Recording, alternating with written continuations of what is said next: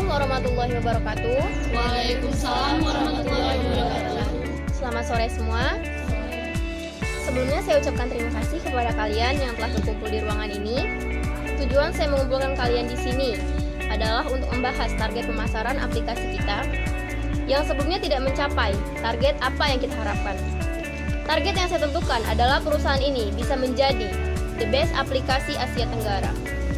Untuk itu, saya minta masing-masing dari kalian mengajukan pendapat tentang bagaimana cara kita untuk meningkatkan kinerja para karyawan serta meningkatkan produktivitas perusahaan ini supaya bisa dengan mudah mencapai target.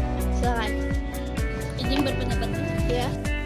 Kita harus menjalin kerjasama dengan organisasi lain yang nantinya perusahaan akan mendapatkan pengguna yang lebih banyak.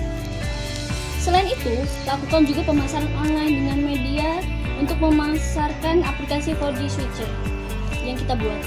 Penempatan iklan ini bisa melalui YouTube, Instagram, Facebook, dan lain sebagainya. Kita juga perlu memasarkan strategi pemasaran dari awal hingga akhir. Cukup baik. Oke, bagaimana dengan yang lain? Izin berpendapat, Bu. Sebaiknya sebelum kita melakukan kerjasama dengan organisasi lain atau kita melakukan pemasaran aplikasi di sosial media, hal yang utama adalah memperbaiki aplikasi 4G Switcher ini terlebih dahulu. Karena banyak sekali para pengguna yang mengeluh akan kekurangan aplikasi ini. Kekurangannya, indikator sinyal aplikasi yang blank dan sering menghilang. Tidak bisa menerima pesan dan tidak bisa menerima panggilan saat sedang bermain game. Jika aplikasi ini sudah diperbaharui menjadi lebih baik, barulah kita lakukan pemasaran secara online dan melakukan kerjasama dengan organisasi lain. Ya, benar sekali, Bu. Menurut saya faktor penyebab perusahaan ini tidak mencapai target pemasaran berasal dari aplikasi yang kurang baik, terlebih banyaknya pesaing menciptakan aplikasi yang lebih dari 4G Switcher ini. Dan kita perlu menambahkan fitur-fitur dalam aplikasi secara premium sehingga pengguna lebih tertarik dan nyaman ketika digunakan. Setelah kendala dalam aplikasi tercapai, target pemasaran berasal dari kinerja para karyawan yang bekerja kurang maksimal. Sebenarnya apa yang menyebabkan kinerja karyawan kurang maksimal?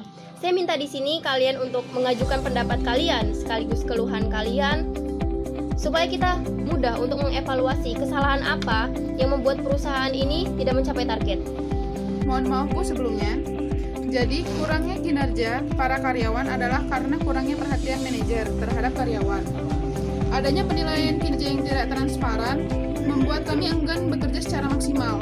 Karyawan yang kinerjanya kurang baik mendapatkan gaji yang besar. Sedangkan karyawan yang kinerjanya baik, bahkan sangat baik, mendapat gaji yang kecil.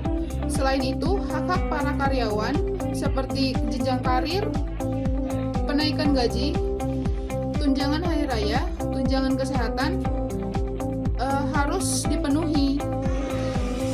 Ya, Bu, benar sekali apa yang disampaikan oleh Saudari Dinda. Saya juga ingin menambahkan tentang cara untuk meningkatkan kinerja karyawan ini. Karena kurangnya teknologi karyawan, saya sarankan untuk diadakan pelatihan kepada karyawan meningkat. Teknologi saat ini yang semakin hari semakin berkembang pesat.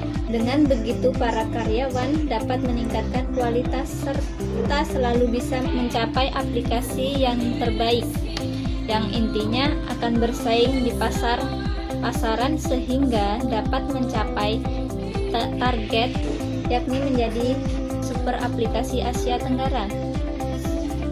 Baiklah, saya terima semua pendapat kalian. Kita evaluasi semuanya, kita perbaharui lagi strategi kita.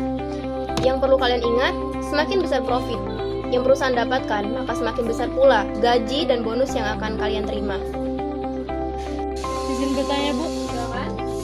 Untuk semua pembaruan strategi perusahaan ini tentunya membutuhkan anggaran yang sangat besar. Dan sedangkan di bulan lalu perusahaan kita sudah mengeluarkan anggaran yang begitu besar untuk mencapai target perusahaan pemasaran,